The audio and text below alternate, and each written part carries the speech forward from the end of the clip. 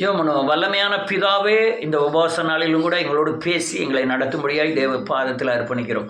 ஆவி ஆத்மா சரீரத்தை உயிர்ப்பித்து பலப்படுத்தி வழி நடத்தும். இயேசு கிறிஸ்து மூலம் ஜெபிக்கிறேன் ஜீவன் உள்ள தகப்பனே, ஆமென்.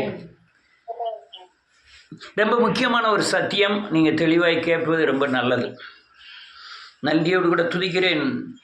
இந்த ஆவிக்குரிய உலகம் என்பது வேறு, மாமிச உலகம் என்பது வேறு. நாம் மாமிச உலகத்தில் வாழக்கூடிய ஆவிக்குரியவர்கள்.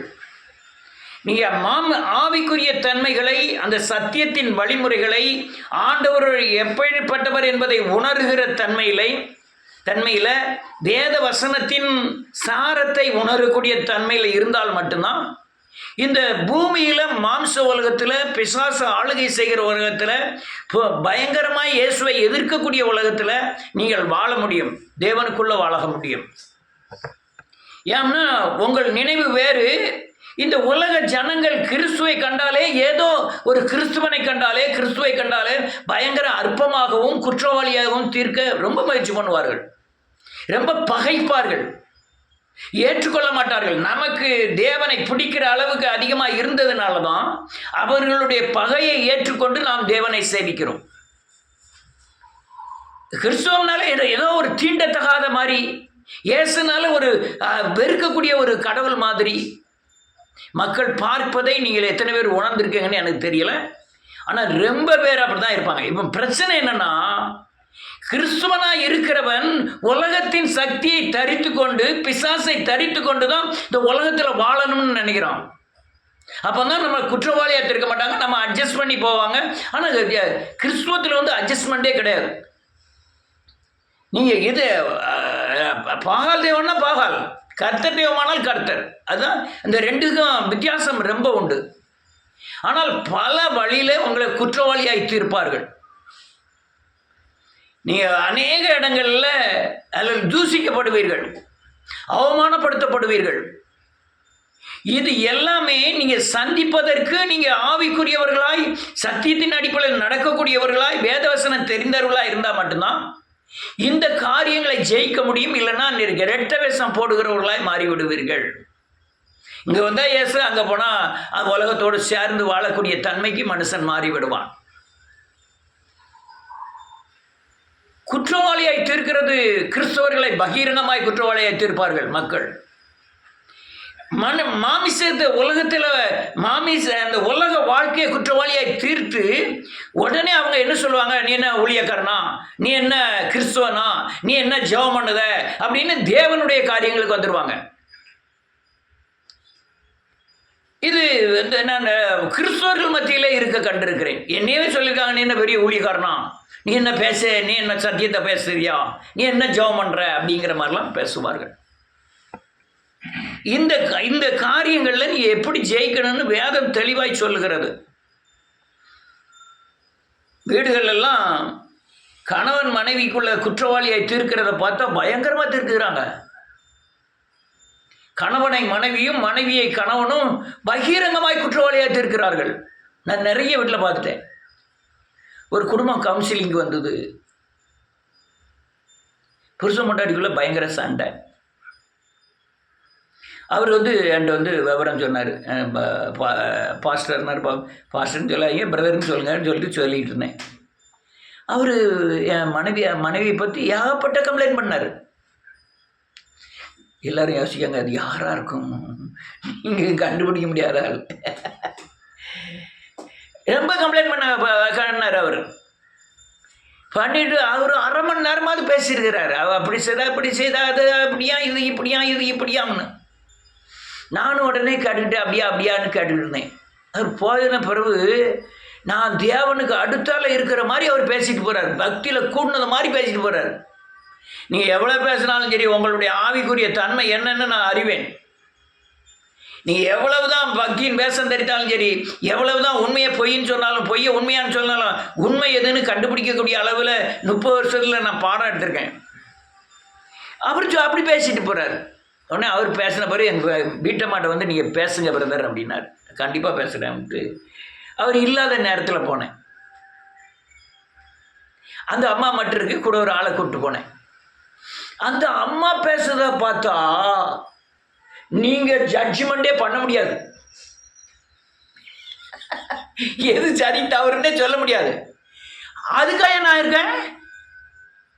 நீங்கள் உலக சண்டை போடுறதுக்கும் தண்ணி எடுத்ததில்ல, அது சோப்பு போட்டு தர மாட்டேக்கா, சோத்தில் உப்பு போட மாட்டேக்கா, துணி துவைக்க மாட்டேக்கா, எப்பவும் செல்லு பார்த்துக்கிட்டே இருக்கா, எப்போ பார்த்தாலும் ராத்திரி 12 மணிக்குனாலும் சீவி சிங்காரிச்சு மீஸ் போட்டு பீம் போட்டுக்கிட்டு இருக்கா.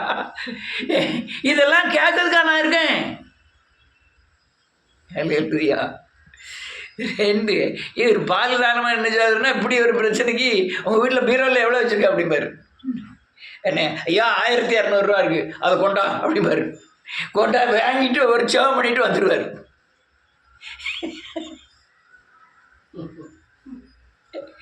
அது எதுக்குன்னா அவங்ககிட்ட கையில் இருக்கிறவ எப்படின்ட்டா 2 பேரும் ஒன்றா இருக்கலாம்ல.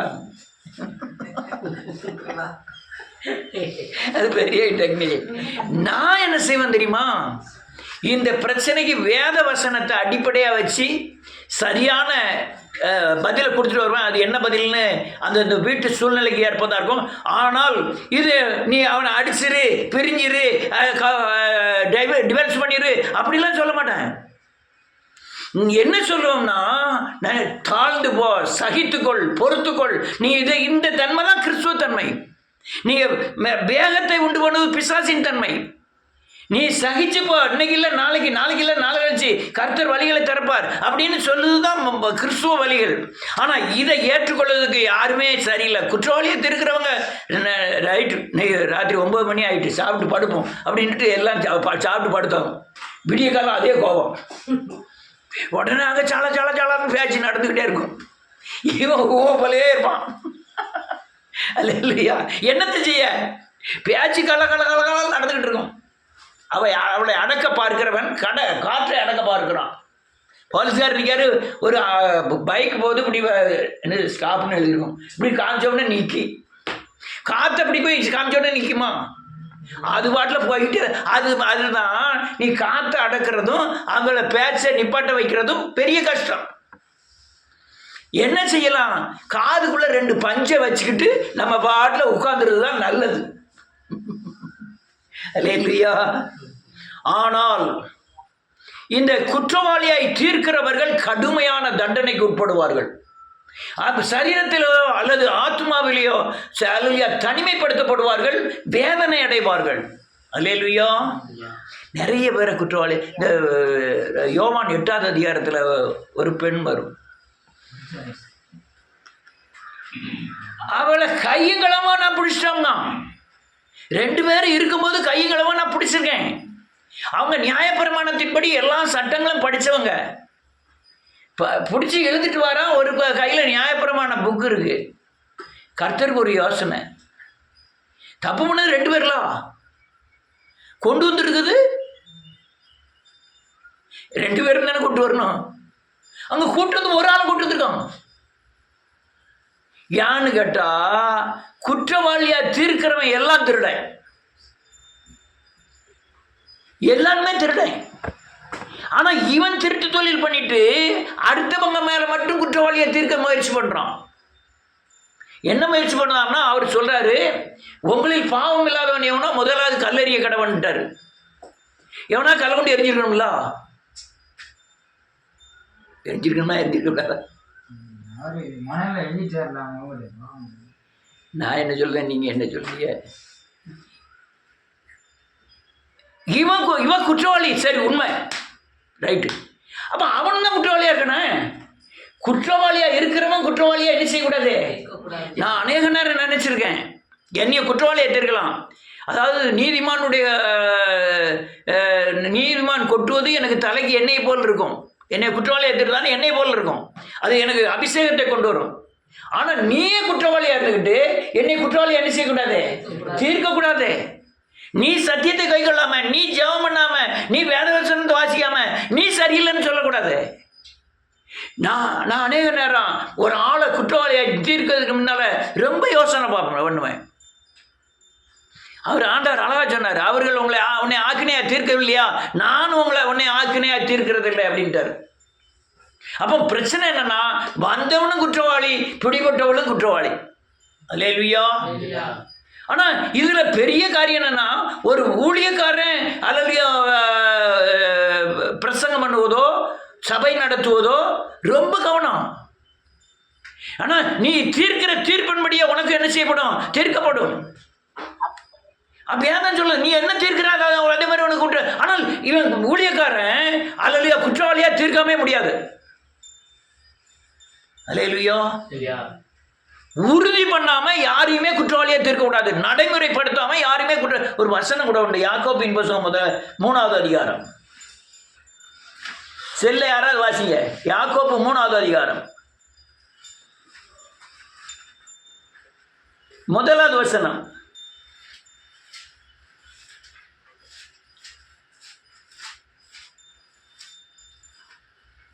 வாசிக்கலாம். 1வது வசனம். என் சகோதரரே, அதிகமான ஆக்கினை அடைவோம் என்று அறிந்து நீங்கள் அநேகர் போதகராகாதீங்க. நீங்கள் ரொம்ப ஆக்கினை அடைவீர்கள், அதனால போதகராகாதீர்கள். அப்போ ஒரு கிறிஸ்துவனுக்கு ஒரு போதகனுக்கு ரொம்ப உண்மைத்தன்மை தேவை. இருந்தாலும் அவன் போதகன் ஆகணும். யான்னு கேட்டா, வருகிற பிள்ளைகள் யாவும் இயேசுவின் இரத்தத்தினாலே, இயேசுவின் பலியினாலே, இயேசுவின் அர்ப்பணிப்பினாலே மீட்கப்பட்டு சபைக்கு வராங்க. நீ அவங்கள பொய்யான குற்றவாளியை தீர்த்துட்டன்னா நீ ஆக்கினை அடைவாய். நான் ரொம்ப காரியங்களை செய்வேன். ஒன்று, நீ கேட்கலன்னா ஆண்டவர் பக்கம் திருப்பி விடுன்னு நான் பாடல போயிடுவேன். உங்கள் பாடம் ஆண்டவர் பாடுன்னு போயிடுவேன். இன்னொன்று, நீங்கள் கேட்கலன்னா நான் ஒன்றுமே சொல்ல மாட்டேன், நான் பாட்டில் போயிட்டே இருப்பேன். நீங்கள் உங்கள் கரெக்டான டைம் வரும்போது தேவன் சரி பண்ணுவாருன்ட்டு மாதிரி போயிடுவேன். அல்லேலூயா. இது பெரிய ஒரு அந்த குற்றவாளியை இருக்கிறது ஒரு பிரச்சனை வந்துட்டியா. சிலரெல்லாம் ஃபோன் பண்ணி என்னை குற்றவாளி ஆக்குறதுக்காகவே அவங்க சில கொஸ்டின்களை கேட்பாங்க. எனக்கு தெரிஞ்சிருக்கா இல்லையா என்ன அதுன்னு பார்க்குது. அப்படியே டெலிஃபோனை எடுப்பேன். ஹலோ, என்ன பிரதர், இந்த இடத்துல என்ன காரியம் எழுதியிருக்கு, இதுக்கு அர்த்தம் என்ன? அவங்க அதாவது அர்த்தம் புரிஞ்சுக்கிறதுக்காக கேட்காங்களா, நம்ம எவ்வளோ தெரிஞ்சிருக்கோம்னு குற்றவாளியாக தீர்க்கிறதுக்காக கேட்காங்களா அப்படின்ட்டு அப்படியே யோசனை பண்ணிட்டு சொல்லுங்கள் பிரதர், சொல்லுங்கள் சிஸ்டர் அப்படின்னு சொல்லிகிட்டே இருப்பேன். டக்குன்னு நம்மளை குற்றவாளியாக தீர்க்கிறதுக்கு அவங்கள பெரிய ஞானியாக்குறதுக்காக பேசுவாங்க. எனக்கு எல்லாம் தெரிஞ்சிருக்கு, உனக்கு ஒன்றும் தெரியலங்க மாதிரி பேசுறதுக்கு ஆரம்பிப்பாங்க. பிரதர், ஒரு 2 நிமிஷம் கழிச்சு கூப்பிட்டா நான் ஜோம் பண்ணிட்டு கூப்பிடுதேன் அப்படின்ட்டுருவேன். சரி பிரதர் அப்படிப்பாங்க. 2 நிமிஷம் கழிச்சு நான் ஏன் போடுவேன்? நான் போடவும் மாட்டேன், பந்தை எடுக்கவும் மாட்டேன். ஆனால் ஆர்வத்தோடு எனக்கு ஒரு கொஸ்டின் தேவை. ஒரு காரியம் புரிஞ்சுக்கிடணும், தேவனை சேவிக்கணும், ஒரு காரியத்தில் விடுதலையாகணும், அதுக்கு பிரயாசப்பட நான் ரெடி. ஆனால் என்னைய குற்றவாளியாக தீர்க்கிறதுக்காக ஃபோன் பண்ணால் எடுக்க மாட்டேன். ராத்திரி 12 மணிக்கு எத்தனை பேர் எனக்கு ஃபோன் பண்ணியிருக்காங்க ஜோமனுக்கு. 1 மணிக்கு ஃபோன் பண்ணியிருக்காங்க. எவ்வளோலாம் ராத்திரி 3 மணிக்கு எங்கள் மாமனார் வீட்டு வாசல்லேருந்து கதவை தட்டி கூப்பிட்டுதாரு, எனக்கு ஜோமனுங்க அப்படின்னு ஒரு நாள் கூப்பிட்டு சொன்னான் 3 மணிக்கு. எல்லாம் நடக்கும். ஆனால் எங்கே என்னைய குற்றவாளியாக தீர்க்கணும்னு நினச்சி முயற்சி பண்ணால் அதுக்கப்புறம் அந்த ஸ்டெப்பே எடுக்க மாட்டேன். அல்லேலூயா. பேசாமல் இருந்துடணும். வீட்டில் பிரச்சனையா வாயை திறந்துடக்கூடாது. மச்சில் துணி காயப்பட்டுட்டு ஓடி போய் துணியை எடுக்கணும், மடிக்கணும். எவ்வளோ வெயில் ஆனாலும் மண்டை காஞ்சாலும் பரவாயில்ல, மேலே விட்டு கீழே இறக்கவே கூடாது. அனுபவம். ஏன் அந்த இடத்துல வந்தால் என்ன ஆகும்? பிரச்சனை. சிம்சோனை அவ தெளிலால் கயிறு, அகனினாரு, நெசவு இது அப்படின்னு ஒன்றா கட்டி அவனை பிடிக்கணும்னு பார்க்க. அவ அலலியா புதிய அகனினாரு கயிறுகளினாலே கட்டுனா நான் பிடிப்பட்டுவேன் அப்படிங்க. உடனே அவ டக்குன்னு பெலிசரோன் மேல் வந்துவிட்டார்கள், டக்குன்னு அத்துட்டு எந்திரிச்சு போகிறான். போனோம் அப்படியே போயிருக்கணும். திரும்பி வந்துட்டான். ஒரு பிரச்சனையை தீர்க்கிறதுக்கு அவன் 3 தடவை கேட்கல. நம்மளை கொல்ல பார்க்கான்னு அவனுக்கு ஏன் தெரியல? இவன் நம்ம தலைமுடியை எடுத்துட்டா நம்ம செத்துறோம்னு அவனுக்கு தெரியும். ஆனால் இவ்வளோ அலட்டி கேட்க அவன் அப்படியே 3 தடவை சொல்லிட்டான். இப்படி கெட்டுனா இறந்த பிடிச்சிடலாம் வச்சிடலாம்னு சொல்லிட்டான். அவ்வளோத்தையும் தப்பிச்சிட்டான். கடைசியில் கெட்டுதான் கெட்டும்போது பெலிஸ்தர் வந்துட்டாருன்னா அப்படி டக்குன்னு எந்திரிச்சு போகிறோம்ல, அப்படியே போயிடணும். இவ்வளோ வந்து இவ பெரிய பொண்டாட்டி கிடையாது, தெளிலால் வந்து காதலியும் கிடையாது, இவன் ஒரு பேசியின் வாயில் வர்ற வார்த்தைகள்லாம் தேன் கொண்டு போட்டு என்ன நிச்சயமோ ஒழுகும். இவன் நியாயாதிபதிக்கு எல்லா சட்டத்திட்டங்களும் தெரியும். அல்லேலூயா. அப்படியே போயிடணும், அப்படியே மக்கு மாதிரி உட்கார்ந்துடணும், செவுன மாதிரி இருந்துடணும். நீ அப்படியெல்லாம் இல்லைன்னா பிசாசை ஜெயிக்கவே முடியாது. இன்னொன்று, நீங்கள் குற்றவாளியாக தீர்த்தீங்கன்னா நீங்கள் குற்றவாளியாக தீர்க்கப்படுவீர். தண்டனைலாம் உண்டு. வேதத்தை வாசிப்போம், ஒரு வசனத்தை வாசிப்போம். இயேசுவின் நாமத்தினாலே லூக்கா எழுதின சுவிசேஷம் 6வது அதிகாரம் 37வது வசனம்.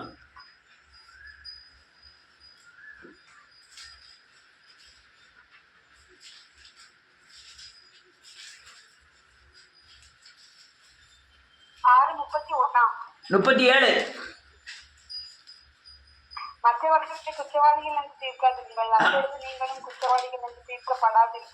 ஆமென். குற்றவாளியாக தீர்க்காதீர்கள், நீங்கள் குற்றவாளியாக தீர்க்கப்பட மாட்டீங்க. குற்றவாளியாக தீர்த்தா குற்றவாளியாக தீர்க்கப்படுவீர்கள். 100 வசனத்தை வாசிப்போம். 2 பேதுருவின் புத்தகம் 2வது அதிகாரம் 9லிருந்து வாசிக்கலாம்.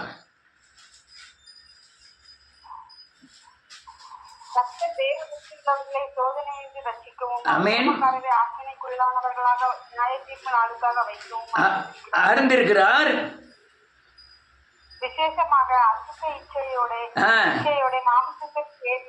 நடந்து கர்த்தத்தை அசட்டை பண்ணுகிறவர்களை அப்படி செய்வார். அகங்காரிகள், அஞ்சாதவர்கள், அதிக பலனையும் வல்லமையும் உடைய தேவதூதர்கள் முதலாய் கர்த்தருக்கு முன்பாக அவர்களை தூஷணமாய் குற்றப்படுத்த மாட்டார்களே. இவர்கள்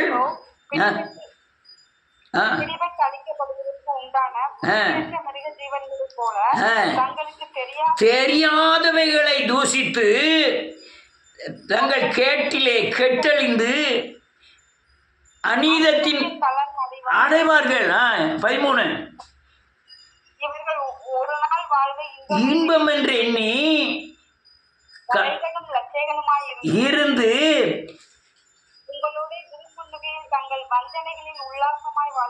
ஆமென். வஞ்சனைனால அவன சரியில்லை, இவன் சரியில்லை, அகங்காரத்தினால அப்படி இருக்கு இப்படி இருக்கு.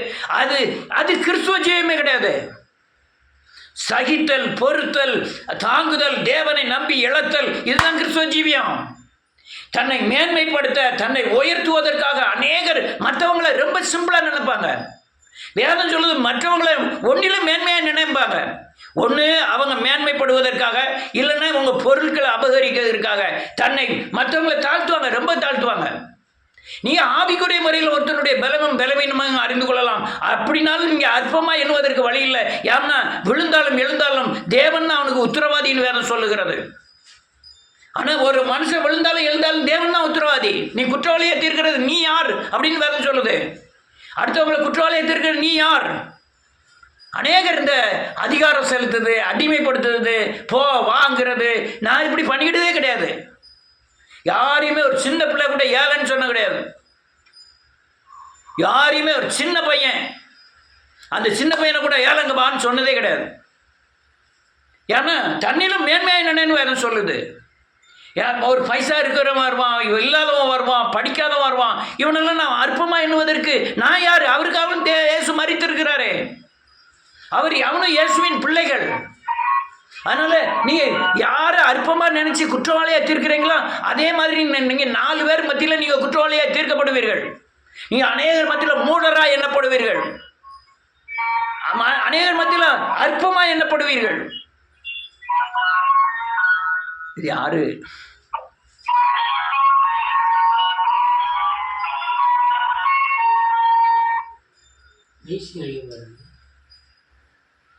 அற்பமா எண்ணப்படுவீர்கள். 100 வசனத்தை வாசிப்போம்.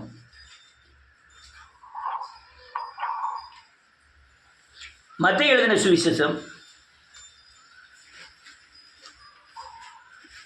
7வது அதிகாரம்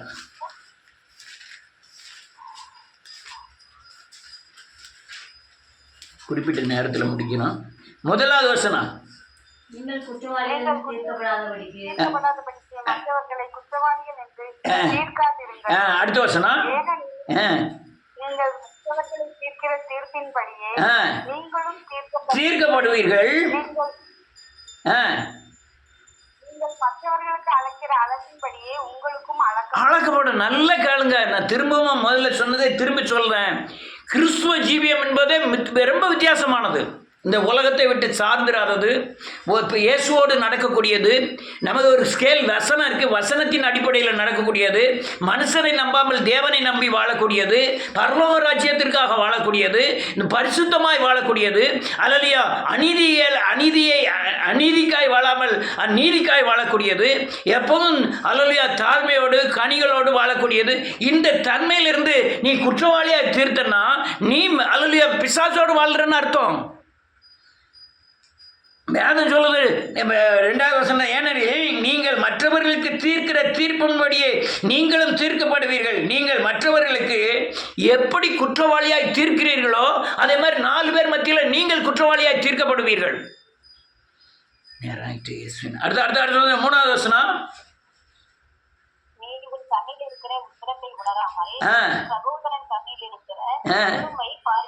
நல்ல காலங்க. நம்ம முதுகுல ஏகப்பட்ட அழுக்கு இருக்கு.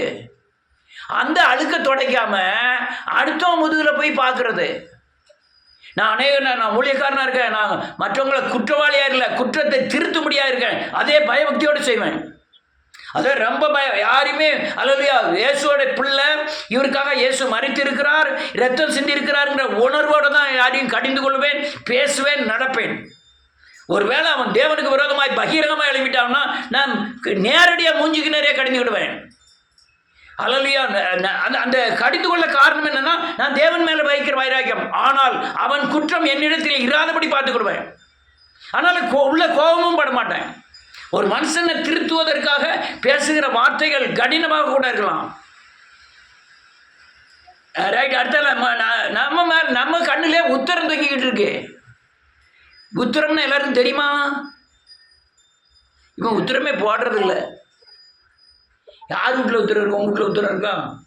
அந்த உத்தரம் இல்லை, நம்மகிட்ட இருக்க உத்தரம் இல்லை. உத்தரம்னா என்னன்னு கேட்க. தூணா? யாரோ தூணுங்க. இப்ப பூரா பீம் போட்டாங்க. அந்த பீமுக்கு பதில் மரக்கட்ட உத்தரம் இருக்கும். அதை பார்க்காம உன் கண்ணுக்குள்ள இருக்க, உன் கண்ணுலேயே உத்தரம் தூங்கிக்கிட்டு கிடக்கு. அதை பார்க்காம அதுக்கு அர்த்தம் என்ன? அடுத்த மண்ணில் இருக்க தூசியை பார்க்கறது. நம்ம தப்பு பெருசா இருக்கு, அதை பார்க்காம அடுத்தவன் சின்ன தப்பு இவனுக்கு எப்படி தெரியுது? உத்தரமா தெரியுது. அடுத்த லைனில் இருக்கு 4வது வசனம்.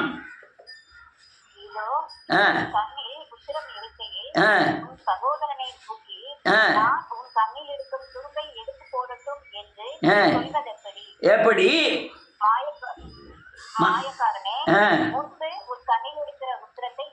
எடுத்து போடு.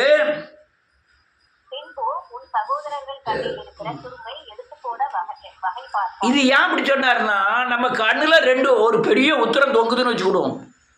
உங்க கண்ணுல இருக்க தூசி தெரியுமா? ஏன் உத்தரம் மறைச்சுக்கிடும்? நான் ஏன் என்னுடைய பாவம், என்னுடைய மீறுதல், என்னுடைய அக்கிரமம், என்னுடைய குற்றங்கள் எனக்கு பெருசா இருக்குது. நான் பார்க்கலன்னா அடுத்தவனுக்கு உள்ளது பெருசா தெரியும். நான் என் குற்றத்தை பார்க்கணும். ரொம்ப சிம்பிளா சொல்லிடுவாங்க, நீ சரியில்லை, நீ அதை செய்த, இதை செய்த, ஏன் உட்காரு, ஏன் எந்தி, ஏன் அப்படி செஞ்சிட்ட, இப்படி செஞ்சிட்ட, ஏன் பாப்பா. கொடுமை. அல்லேலூயா. கொடுமையிலும் கொடுமை. அல்லேலூயா. இந்த நாட்டாம வேலையே ஆகாது. அல்லேலூயா. நான் யாரையுமே அடிமைப்படுத்தின கிடையாது, யாருமே உட்காரி எந்திரி சொன்னது கிடையாது. இது சத்தியம், இதன்படி இப்படி நடந்தால் இப்படி நடக்கும், அவ்வளோதான். நான் அடிமைப்படுத்த நினச்சா எத்தனை படி அடிமைப்படுத்தலாம். நிறைய காரியம் இருக்கு, அதுக்கு சொல்ல நேரம் இல்லை. அடுத்த 6வது வசனம்.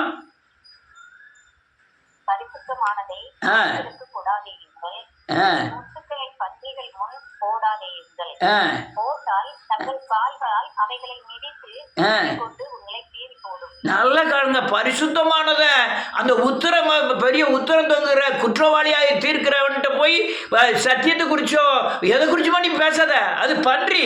அது முன்னாடி போய் இயேசுவின் முத்துக்களாகிய வேத வசனத்தையும் தேவ சத்தியங்களை அண்டு போய் சொன்னா அவனுக்கு புரியாது. அவன் எண்ணங்கள் புறமை தன்னுடைய மேட்டின்மையான எண்ணத்துல தான் இருப்பான். பயங்கர குற்றவாளியை தீர்க்கக்கூடியவன். அல்லையா? அடுத்த வசனம் என்ன சொல்லுது? அப்பொழுது உங்களுக்கு கொடுக்கப்படும், அப்பொழுது கண்டடைவீர்கள், அப்பொழுது உங்களுக்கு திறக்கப்படும். அவ்வளவுதான். கேளுங்கள், உங்களுக்கு தரப்படும். தட்டுங்கள், திறக்கப்படும். கேட்கிற எவனும் பெற்றுக்கொள்ளுகிறான். அதனால கணவன் மனைவிக்குள்ளதான் அதிகமான குற்றவாளியை தீர்க்கிறத நான் பார்த்துருக்கேன். மனைவி கணவனை போய் அடுத்த ஆள்கிட்ட சொல்லும்போது பார்த்தா ரொம்ப உயர்த்தி சொல்லுவாங்க. ஐயா என் வீட்டுக்காரர் மாதிரி ஒருத்தன் வீட்டுக்கு போய் பார்த்தா போதும், எங்கேயா போறாரு இங்கே வாரும். அவ்வளோ எப்பவும் அப்படித்தான். அவ்வளோ எப்பவும் ஐயா அவ்வளோ எப்பவும் அப்படிதான். அதில் இல்லையா நன்றியோடு கூட துதிக்கிறேன். ஆனால் குற்றமாக இருந்தால் பிரச்சனை இல்லை. ஏதோ சிஸ்டர் ஜெபம் பண்ணிக்கிடுங்க, என் வீட்டுக்காரர் இப்படி குற்றம் பண்ணிக்கிட்டு இருக்காரு, அவருக்கு குற்றமே இருக்காது. இதோட பெரிய கொடுமை என்னென்னா, அவர் தப்பு செய்யலைனாலும் பொண்டாட்டி தப்பாக சொன்னாலும் 10 பேர் மத்தியிலனாலும் நான் தப்பு செய்யலைன்னுலாம் சொல்ல மாட்டார்.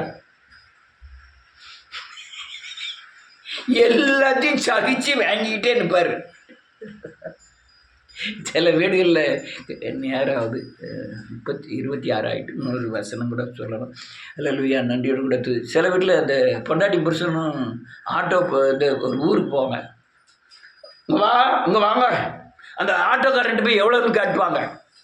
இவன் குடுன்னு போவான். எவ்வளோயா ரகுமத்து நகருக்கு எவ்வளவு? 300 ரூபா. அவன் குடுன்னு ஓடியாருவான். ஓடியாந்து ரகுமத்து நகருக்கு 300 ரூபாயாம். ஒரு 200 ரூபாய்க்கு கேட்கப்படாது. சரி வரேன், 200 ரூபாய் தருவே வருவேடா. என்னையா பெட்ரோல் விற்கிற விலையில் 200 ரூபாய் யாரையா வருவா? பாயா நீ இல்லைன்னா வேற ஆள் அப்படிமா குடுன்னு 200 ரூபாய் வரமாட்டானா? அவன் வண்டியில் வேற வண்டி பிடி. ஒன்று வேற வண்டியில் போய் கேட்பான், ஐயா எவ்வளோ குறையும்? 300 ரூபா. ஒரு அப்படியே 300 ரூபாயாம். ஒரு 250 ரூபாய்க்கால் ஒன்று 250 ரூபா. இவன் யாரு?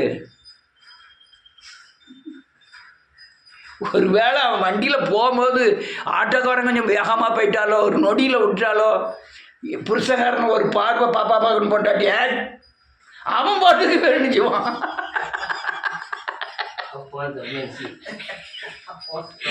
அவன் மட்டும் வேணுச்சுவான். அவன் யாருன்னே தெரியாது.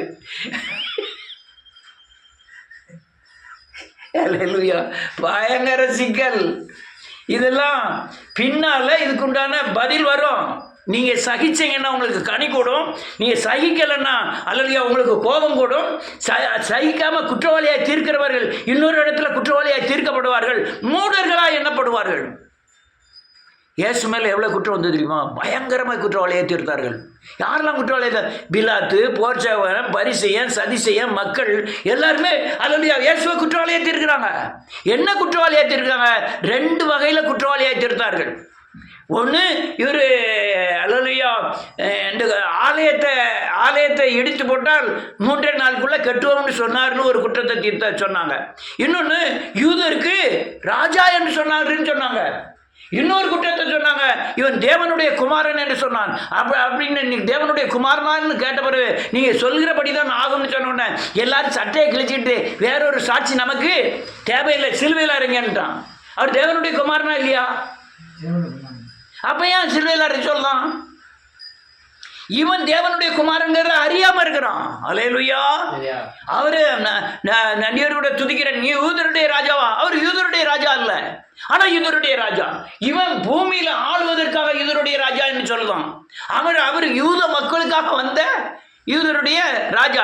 இந்த பூமியை ஆளக்கூடிய ராஜா இல்ல, பரலோகத்தின் ராஜா அவர். அல்லேலூயா. ஆனால் இந்த குற்றவாளியை தீர்க்கப்பட்டார். 2 காரியம். ஒன்று, அல்லேலூயா நன்றியோடு கூட துதிக்கிறேன், மனிதனுடைய பாவங்களை மன்னிப்பதற்காக இயேசு பூமிக்குரிய நீதிமன்றத்தில் குற்றவாளியாய் தீர்க்கப்பட்டார். அல்லேலூயா சொல்லுங்க.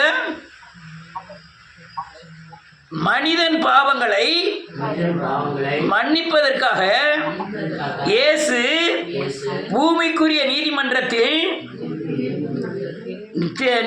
குற்றவாளியாக தீர்க்கப்பட்டார். இன்னும் ஆவிக்குரிய தன்மை என்னன்னா, இயேசு நம்மை குற்றவாளியாக தீர்ப்பதில்லை, மாறாக அவரை விசுவாசிக்கிறவர்களை குற்றத்திலிருந்து தண்டனையிலிருந்து விடுவிக்கும்படியாய் அவர் குற்றவாளியாய் தீர்க்கப்பட்டார். கொஞ்சம் நீளமா இருக்கு என்ன சொல்றேன், சொல்றேன். இயேசு நம்மை குற்றவாளியாக தீர்ப்பதில்லை, மாறாக அவரை விசுவாசிக்கிறவர்களை குற்றத்திலிருந்து தண்டனையிலிருந்து விடுவிக்கும்படியாய் அவர் குற்றவாளியாய் தீர்க்கப்பட்டார். புரியுதா? ஆவிக்குரிய தன்மை நம்ம செய்த பாவத்திற்காக நம்ம குற்றவாளியா தீர்க்கப்படாததுக்காக அவர் குற்றவாளியா என்ன செய்யப்பட்டாரு? யாருக்கு? விசுவாசிச்சா என் குற்றத்தை அவர் சுமந்துட்டாருன்னு நீங்க விசுவாசிச்சீங்கன்னா, அந்த விசுவாசிச்சா நீங்க குற்றவாளியா என்ன செய்யப்படுவதில்லை. சரி, நீங்க குற்றவாளியா இருக்கீங்க வச்சு விடுவான், அதுக்குண்டான தண்டனை நம்ம அனுபவிச்சாகணும். நீ விசுவாசிச்சேன்னா அந்த குற்றத்திற்கு உண்டான தண்டனை அவர் என்ன செஞ்சிட்டாரு? அனுபவிச்சுட்டாரு. அதனால நீ பூமியில அந்த குற்றத்துக்கு உண்டான தண்டனையை என்ன செய்வதில்லை. எல்லாரும் கேட்கா புரியுதா நான் சொல்றது? இதான் காரியம். அவர் பாவங்களை மன்னிப்பதற்காக யாருக்காரு இயேசு உலகத்தில் உள்ள பாவங்கள்லாம் சுமந்து தீர்த்துட்டாராம், அதனால தான் இறந்துட்டாராம் அப்படிம்பாங்க. அவர் அதுக்கு மட்டும் இல்லை, நம்முடைய பாவங்களையும் தண்டனைகளையும் அவர் ஏற்றுக்கொண்டு என்னை குற்றவாளியிலிருந்து என்ன செஞ்சிட்டாரு? மீட்டெடுத்தார். அதுதான் ஆவிக்குரிய அல்லேலூயா சத்தியம். அவர் குற்றவாளியா தீர்க்கப்படலன்னா நான் இன்னும் குற்றவாளியா இருப்பேன். அவர் குற்றவாளியா தீர்க்கப்பட்டது என் குற்றத்திற்கு உண்டான தண்டனை அவர் என்ன செஞ்சிட்டாரு? ஏற்றுக்கொண்டார். அதனால நான் குற்றம் செஞ்சிருந்தாலும் அந்த தண்டனை இந்த பூமியில் நான் ஏற்றுக்கொள்வதில்லை. ஆனால் நான் குற்றவாளியாக இருந்து மீட்கப்பட்ட பிறகு இன்னொரு ஆளை நம்ம குற்றவாளியா தீர்த்தோம்னா அந்த தண்டனைக்கு என்ன செய்கிறேன்? உட்படுகிறேன். சொல்லுது புரியுதா? நீங்கள் குற்றவாளி இல்லை, நான் சொல்லி முடிச்சிட்டேன். நீங்கள் குற்றவாளி இல்லை, குற்றவாளி.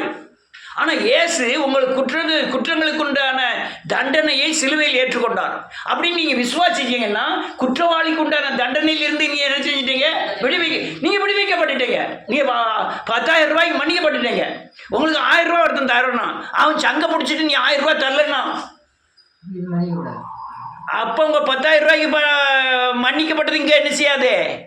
மன்னிக்கப்படாது. நீங்க குற்றவாளியா என்ன செய்யப்படுவீர்கள்? நீங்க குற்றவாளியா மன்னிக்கப்பட்டா அதுக்குண்டான தண்டனை என்ன செய்யணும்? ஏற்றுக்கொள்ளணும். அப்ப இதுக்கு அர்த்தம் என்னன்னா, இயேசு என் குற்றவத்தையும் என் தண்டனையும் ஏற்றுக்கொண்டாருன்னு நீங்க பூர்ணமா விசுவாசிச்சீங்கன்னா நீங்க யாரையும் குற்றவாளியா என்ன செய்ய மாட்டீங்க? தீர்க்க மாட்டீங்க. இவ்வளவு கட்டி சொல்லியிருக்கேன், புரிஞ்சுதா புரியலையா? இவனோட பெரிய பாடம் இருக்கு சொன்னா.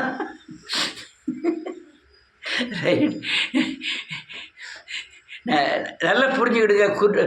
நம்ம குற்றவாளியாக தீர்த்தோம்னா நீங்கள் குற்றவாளியாக தீர்க்கப்படுவீர்கள், நீங்கள் தண்டனைக்கு உட்படுவீர்கள். நீங்கள் தீர்க்கலைன்னா தண்டனைக்கு என்ன செய்யப்பட மாட்டீங்க? உட்பட மாட்டீர்கள்.